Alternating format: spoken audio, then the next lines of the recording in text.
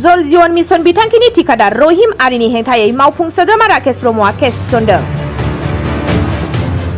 बाक्सा जिल्लानि 24 नं मुसलपुर बिटिसि बियाबनि एमसिएलए एबा बिटिसिनि जुनार बिफाननि मावफुं सोद्रोमा राकेश ब्रह्मआ गावनि बियाबनि सिङाव सोलिबाय थानाय गोबां खामानिफोरखौ हरखाब नायदिंहैदों।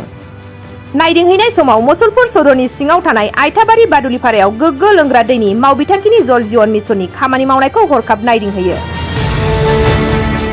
बे नायदिंहैनाय समाव बिथाङा जल जीवन मिशन खामानि मावनायाव ठिकादारनि गोहैलो खामानि मावनायखौ नुनो मोननायखौ फोरमायो। बेखौ लानानै मावफुं सोद्रोमा राकेश ब्रह्मआ ठिकादार रहिम आलीनि हेंथायै गोख्रों राहा लानानै मुसलपुर पुलिस थानायाव मोनसे केस थिसनहैदों होननानै मिथिनो मोननाय जादों। लोगोसे बे केसनि सायाव नायबिजिरनानै आयेननि बायदि राहा लानोबो बिथाङा पुलिसखौ खावलायदों।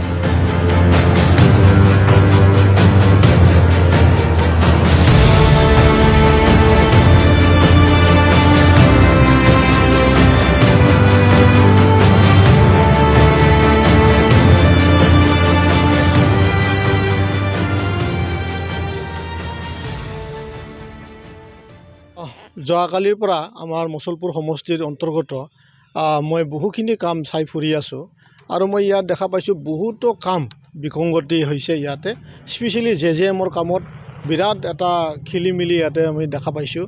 আৰু তাৰ কাৰণে মই যিহেতু ভাৰতৰ প্ৰধানমন্ত্ৰী ডাঙৰীয়াই বহু মৰমৰে আমাৰ অসমত বা আমাৰ বিটিআৰ অঞ্চলত পানীৰ যি সমস্যা সেইটো সমাধান কৰাৰ কাৰণে 2000 কোটিৰ ওপৰতো টকা ইয়াত আবেদন দিছে।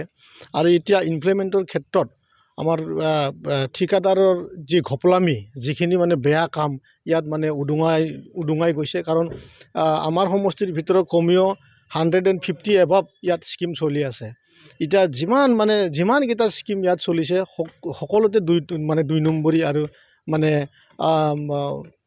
স্পেচিফিক মানে ক্ৰাইটেৰিয়া মতে মানে মিলা নাই। গতিকে আমি যেহেতু এজন ৰাতুল ৰহিম আলী বুলি কণ্ট্ৰেক্টৰ এজন বহুত দিন ধৰি আঠাবাৰী বাদুলিপাৰাত কাম কৰি আছিলে আৰু ৰাইজৰ বহুত মানে অবজেকশ্যন আৰু বহুত মানে কমপ্লেইন কৰাৰ পিছতো এখেতে মানে কামখিনি ভালকৈ নকৰিলে। বহু লাম্বা 100ৰো বেছি মিটাৰ লাম্বা মানে অপেনকৈ পাইপবিলাক পৰি আছে আৰু পাইপ পূৰা ফাটি গৈছে, পানী দিবলৈ পৰা নাই। গতিকে মই আজি যিহেতু ৰহিম আলী ডাঙৰীয়াই বহুত টাইম ডিপাৰ্টমেণ্টৰ পৰা নটিচ পালেও অৱহেলা দেখুওৱাৰ থকাৰ কাৰণে আজি আমি আমাৰ মুছলপুৰৰ যি থানা আছে মুছলপুৰ থানাত মই এটা ৰহিম আলীৰ নামত এটা কেছ ৰেজিষ্টাৰ কৰিছোঁ। আৰু ইয়াৰ দ্বাৰা মই আমাৰ বাক্সা প্ৰশাসনৰ স্পেচিয়েলি SP মহোদয়ৰ মই সহায় বিচাৰিছোঁ যে আহি পেলাই এখেতক যাতে আমাৰ যি আইনৰ নিয়ম কানুন আছে তাৰ আওতাত লৈ পেলাই যাতে কামটো কৰায়।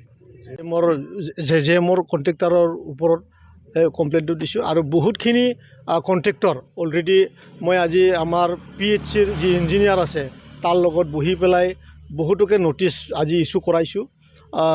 মানে জলদি মানে যেনেকুৱা এছপাৰ যেনেকুৱা হ'ব লাগিছিলে তেনেকুৱা কৰাৰ কাৰণে আজি নটিচটো দিয়া হৈছে। এতিয়া মই ভাবিছোঁ এসপ্তাহৰ ভিতৰত যদি সকলো কাম কাজবিলাক যদি ঠিকে নহয় তেনেহ'লে বহুতজন ঠিকাদাৰৰ নাম অলৰেডি মই লৈ লৈছোঁ আৰু মই নিজেও ছাইটত আজি কমেও 12টা স্পট মই ভেৰিফিকেশ্যন কৰিছোঁ আৰু 12টাতে ঘপলামি আছে। গতিকে সেই 12জনকো নেক্সট বাৰত মই 7 দিনৰ ভিতৰত যদি কামখিনি ঠিক কৰি নিদিয়ে তেনেহ'লে মই 12জনকো এই আমাৰ মুছলপুৰ থানাত মই ৰেজিষ্টাৰ কৰিম বুলি মই আজি থিৰাং কৰি লৈছোঁ। ডাম্পাৰতো আমি কৈছোঁ যে বহুত দিন ধৰি বাক্সা এই অঞ্চলত কমচে কম বালি সৰবৰাহী বহুত চলি আছে আৰু GSB মানে চেণ্ট্ৰেবেল যাক কয় আমি সিটো মানে 10 চকীয়া গাড়ীত আপোনাৰ 10 CMৰ খালি চালান কাটি পেলাই আমাৰ নলবাৰী আৰু পাঠশালা বা কৈতালকুছি তেনে জেগাবিলাকত বহুত সৰবৰাহ হৈ আছে। আমি বিটিআৰ চৰকাৰে আমাৰ ৰয়েলটিটো বহুত কম পৰিমাণৰ আমি পাই আছোঁ। ইয়াত মানে আমি দুদিন ধৰি বহুখিনি ডাম্পাৰ মই ধৰি পেলাই DFO ডাঙৰীয়াক সমজাই দিছোঁ আৰু আমি ফাইন কাটি পেলাই লাগাখিনি যিখিনি আমাৰ নিয়ম আছে সেই নিয়মত পৰা যিখিনি ফাইন সেই ফাইনবিলাক কাটি আমি জমা লৈ পেলাই এটা চালান কাটি দি আছোঁ। অলৰেডি ডাম্পাৰ চলা বন্ধ হৈছে। এই 3 দিন ধৰি চাৰিওফালে আমাৰ যিখিনি কোৱাৰী আছিলে সব বন্ধ হৈছে আৰু আমি কৈছোঁ আজিও কোৱাৰী মালিকবিলাকৰ লগত মিটিং হৈছিলে। আমি মিটিঙত সেইটোৱে কথা কৈছোঁ যে আপোনালোকে চালান প্ৰপাৰলি কাটি পেলাই মাল লৈ যাওক। কনষ্ট্ৰাকশ্যনৰ কাম চলি আছে চাৰিওফালে, এইবিলাক কাম বন্ধ হ'ব নালাগে। আপোনালোকে চালানটো কাটি পেলাই লৈ যোৱাত আমাৰ একো অসুবিধা নাই, খালি প্ৰপাৰ কৰক। আৰু সেইটোৱে মই আমাৰ বাক্সা প্ৰশাসনকো কৈছোঁ, আমি বিটিআৰৰ আমাৰ ফেৰেঙা ডাঙৰীয়াক মই অনুৰোধো কৰিছোঁ যে আমাৰ বাক্সা অঞ্চলত আৰু অতিৰিক্ত আমাৰ ফৰেষ্ট গাৰ্ড লাগে। ইয়াত বহুত মানে ফৰেষ্ট গাৰ্ড কমিৰ কাৰণে তেনেধৰণৰ মানে 2 নম্বৰী কামবিলাক হ'বলৈ সুবিধা পাই আছে। আৰু আশা কৰিছোঁ আমি এই সপ্তাহ বা এই মাহৰ ভিতৰতে আমি বৰমা অঞ্চলত এটা গেট মানে ফৰেষ্ট গেট এটা লগাবলৈ সক্ষম হ'ম বুলি আমি আশা কৰিছোঁ।